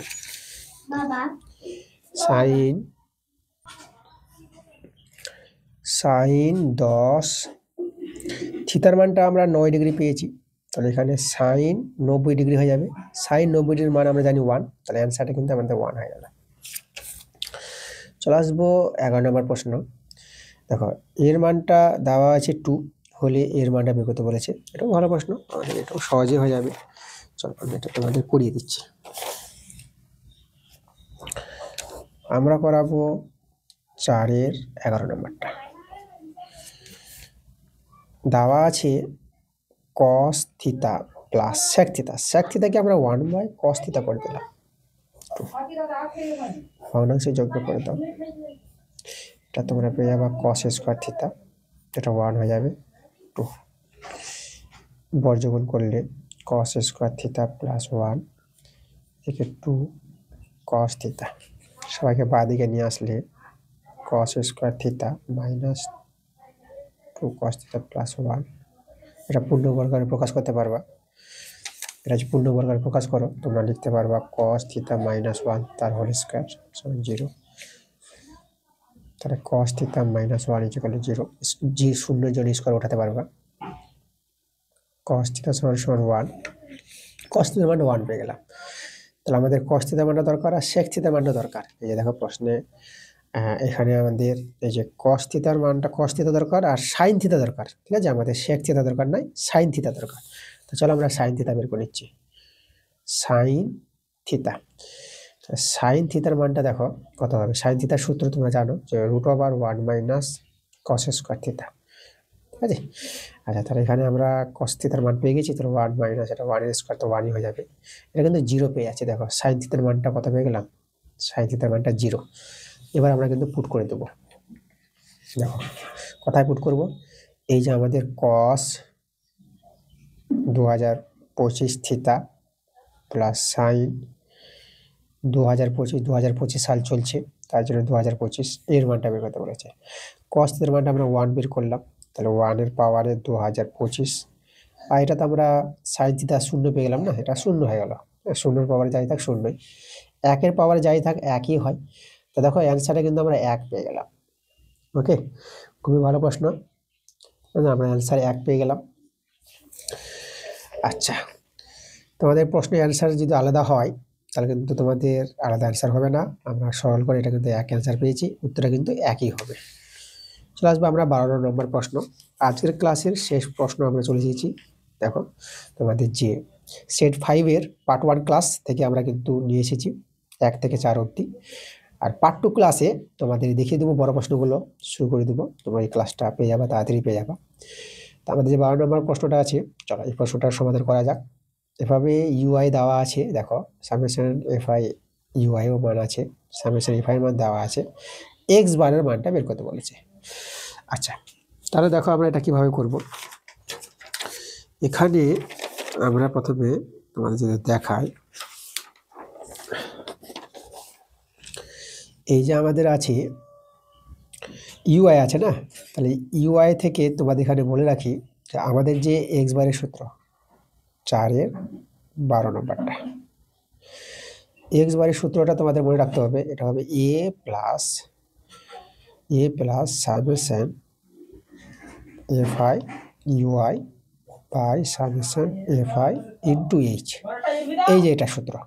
তাহলে এখানে সামেশন এফআই ইউআই দেওয়া আছে, সামেশন এফআই দেওয়া আছে, এ আর এইচটা উল্লেখ নাই, কিন্তু দেখো এখানে এ বলতে এই যে ইউআই আছে না, এ বলতে কিন্তু এই যে 35টা। ওকে, চলো আমি তোমাদের দেখাচ্ছি। এ কিন্তু 35টি, বা এটা 35, যে সংখ্যা থাকবে সেটাই এ এর মান। তাহলে এ আমরা কিন্তু 35 পেয়ে গেলাম ইউআই থেকে। আর সামেশন এফআই ইউআই এর মানটা 30 দেওয়া আছে, 30। আর সামেশন এফআই 6 দেওয়া আছে। আর এই দেখো এইচটা তোমরা দেখতে পাবো, এইচ তো নাই, তো এইচ তোমরা এই যে ইউআই এর মানটা যে নিচে বাইরে এইচ আছে না, যেটা শ্রেণী দৈর্ঘ্য, এই যে বাইরে যেটা থাকবে যে সংখ্যাটা, এটাই এইচ। ঠিক আছে, তোমরা এইচ কিন্তু এখানে 10 আছে না, তো এইচ এর মান এটা 10। এভাবে তোমরা নিতে পারবে মানগুলো, তোমাদের বইতে আছে, বইতে দেখলে তোমরা বুঝতে পারবা। এক্স বার থেকে দেখো এই সূত্র অনুসারে আমরা কিন্তু এ 35 পেলাম, এইচটা 10 পেলাম, এদের মধ্যে দেওয়াই আছে। চলো সরল করে কিন্তু অ্যান্সার বার পেয়ে যাবো। 6×5 = 30, এদিকে 35, আর এটা 5×10 এটা 50, এটা যোগ করলে এটা তোমরা পেয়ে যাবে 85। তাহলে এক্স বারের মানটা আমরা 85 পেয়ে গেলাম, এটাই কিন্তু আমাদের অ্যান্সার। তো দেখো এই ছিল আমাদের আজকের সেট 5-এর 1 থেকে 4 অবধি অঙ্কগুলো, এমসিকিউ এবং এসিকিউ অঙ্কগুলো দেখিয়ে দিয়েছি। ক্লাসটা ভালো লাগলে অবশ্যই তোমাদের ভিডিওতে লাইক করতে হবে, ভিডিওগুলো বন্ধুদের কাছে শেয়ার করতে হবে। এবং যারা নতুন আছে এখন পর্যন্ত যারা আমার চ্যানেলটাকে সাবস্ক্রাইব করে নিও, তোমরা তাড়াতাড়ি করে আমার চ্যানেলটা সাবস্ক্রাইব করে নাও আমার এরকম ক্লাস পাওয়ার জন্য। পরবর্তী ক্লাসটা খুব তাড়াতাড়ি চলে আসবে, তোমরা সবাই ভালো থাকো।